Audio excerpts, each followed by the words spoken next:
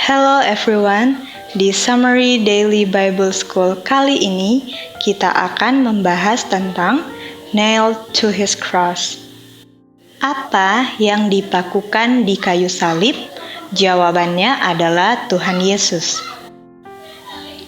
Waktu Yesus berada di hadapan Pilatus, karena Pilatus tidak bertulang belakang, dia mengatakan kepada orang banyak, "Pilih Yesus atau Barabas." Dan dia mengharapkan orang-orang pasti memilih Tuhan Yesus. Tetapi seruan semua orang adalah Barabas. Dan karena mereka melihat bahwa Pilatus tidak bertulang belakang, Yesus dikoyak-koyak oleh orang banyak dan dikatakan di roh nubuat, kalau tentara Roma tidak turut campur tangan, Tuhan Yesus sudah lama mati sebelum kayu salib. Saking tidak bertulang belakangnya, Pilatus menyuruh Yesus ke Herodes. Herodes merasa bersalah karena John the Baptist. Herodes sangat ingin dibebaskan dari rasa bersalahnya. Herodes mengatakan, "Coba sembuhkan orang lumpuh." Lalu sikap Yesus seperti tidak ada orang di depannya. Dan Herodes sangat sombong, dan itu membuat Herodes marah. Waktu Herodes mengatakan, "Biarkan dia," untuk kedua kalinya orang banyak mengoyak Tuhan Yesus dan mau menghancurkannya di tempat. Tuhan Yesus ditarik-tarik berkali-kali, dan kalau tidak ada tentara Roma, Tuhan Yesus pun akan mati di tempat karena sudah 2 kali diperlakukan seperti itu. Sejak malam, Yesus belum tidur. Dan waktu malam kita tahu Yesus mengeluarkan darah waktu dia di Getsemani. Yesus sudah sangat capek dan haus. Kalau tidak ada tentara Roma, Yesus sudah mati di tempat. Dan setelah itu, Yesus digantung untuk beberapa jam. Dan waktu kembali ke Pilatus, Yesus dicambuk di belakangnya sampai robek-robek.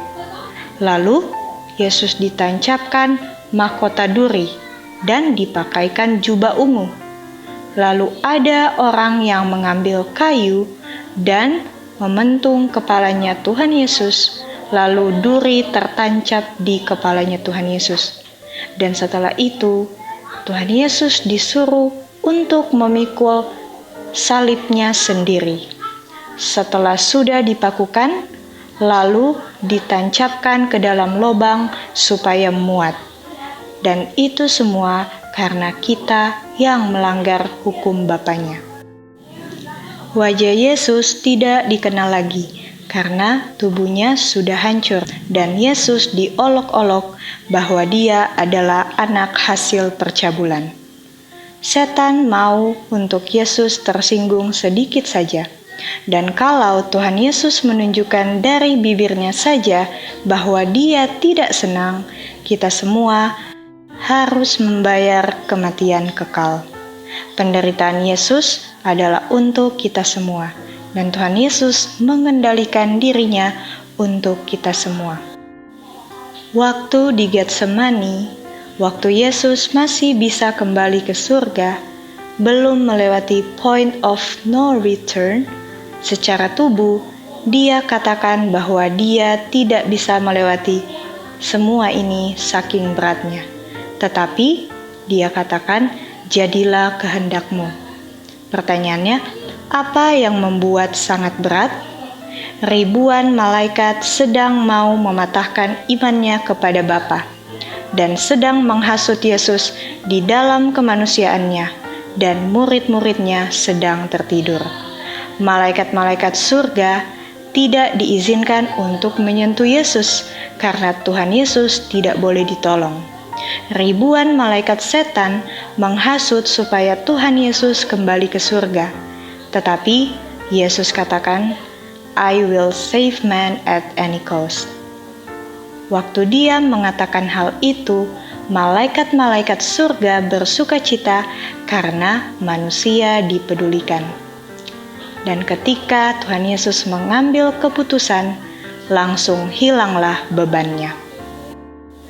Jadi, kita harus menjadi partaker of the fullness of the Godhead, supaya ketika kita digoda, kita tidak berdosa walaupun kita sudah diperlakukan seperti apapun. Yesus tidak berusaha untuk marah, karena Dia memiliki kuasa Roh Kudus.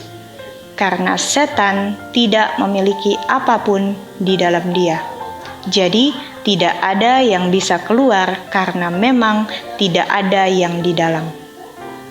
Jadi, kita harus memang tidak tersinggung karena memang kita tidak tersinggung, bukan karena kita berusaha untuk tidak tersinggung. Waktu Tuhan Yesus diolok dan dikoyak, Pilatus bingung kenapa Tuhan Yesus tetap kalem dan penampilannya penampilan raja yang sedang dianiaya. Lalu Pilatus katakan di dalam hatinya bahwa "You are a God, not man." Orang kafir saja sadar, tetapi orang Israel membuang Tuhan Yesus. Herodes katakan bahwa Tuhan Yesus bukanlah manusia yang biasa. Tuhan Yesus bukanlah hanya manusia. Wajah Tuhan Yesus masih tenang dan damai walaupun Dia sudah mau dibunuh. Makanya Herodes tidak berani mengatakan salibkan Dia karena dia tahu bahwa Dia sedang deal with God.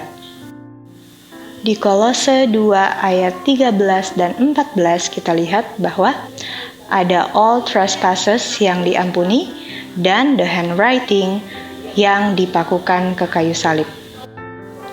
Trespasses adalah dosa-dosa dan the handwriting adalah catatan hutang. Hasil dipakukan, Yesus mati. Artinya, the handwriting-nya mati bersama Yesus waktu Yesus mati. Karena all trespasses itu adalah dosa, tidak dikatakan bahwa itu dipakukan. Kita tidak bisa katakan dosa dipakukan di sini. Tapi karena the handwriting dipakukan, itu sebabnya dosa diampuni. Semua mulai di kayu salib. Tidak bisa diampuni lalu dipakukan. Dosa-dosa diampuni dan catatan hutang dipakukan ke kayu salib. Catatan hutang artinya orang yang di kayu salib berhutang. Orang yang dipakukan itu yang membayar hutang. Hutangnya dibayar dengan dia yang berhutang dipakukan. Karena ujungnya adalah mati, artinya bayarnya hanya waktu dia mati. Artinya hutangnya belum terbayar sebelum dia mati. Karena Yesus tidak turun sementara dia masih hidup.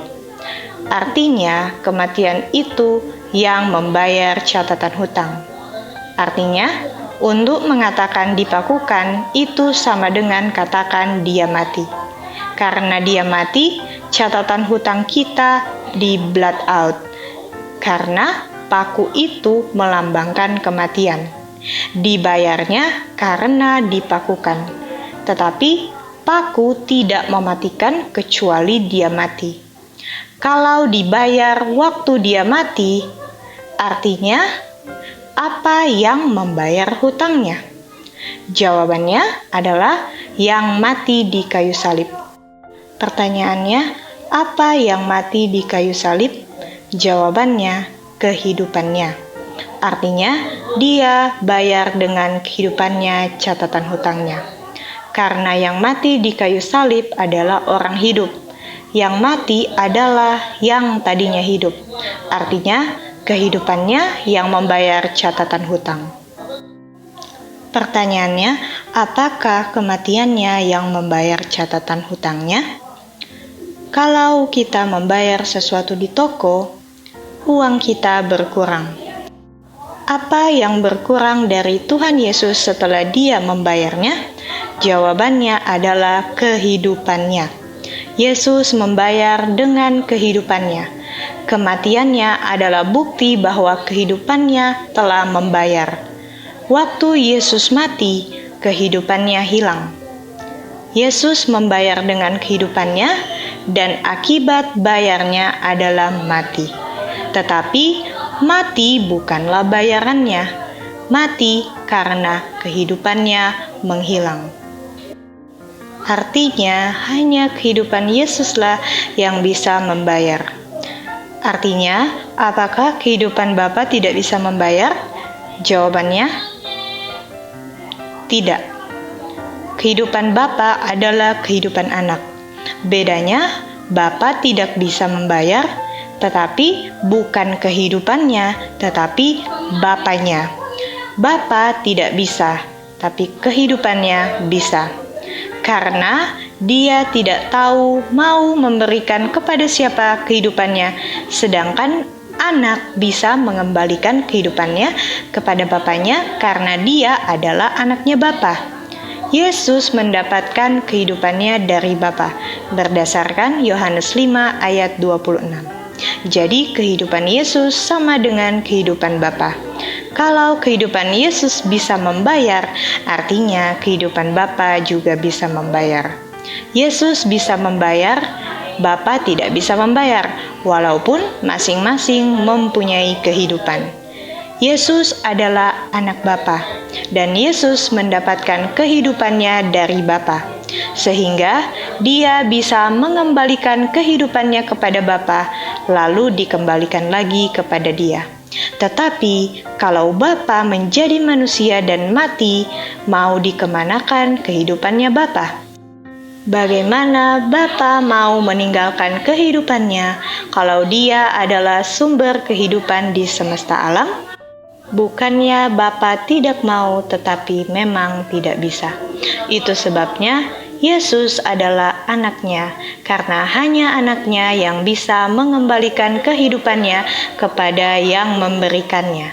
Kalau Yesus sama dengan Bapa dan sama dengan Roh Kudus, tidak ada dari antara mereka yang bisa mati. Jadi, ajaran Trinitas mengajarkan bahwa kematian kita tidak bisa dibayar. Yang bisa membayar hanya yang menerima kehidupan dan mengembalikannya. Sementara Trinitas semua adalah sumber kehidupan. Pertanyaannya, mau kembalikan kemana kehidupannya?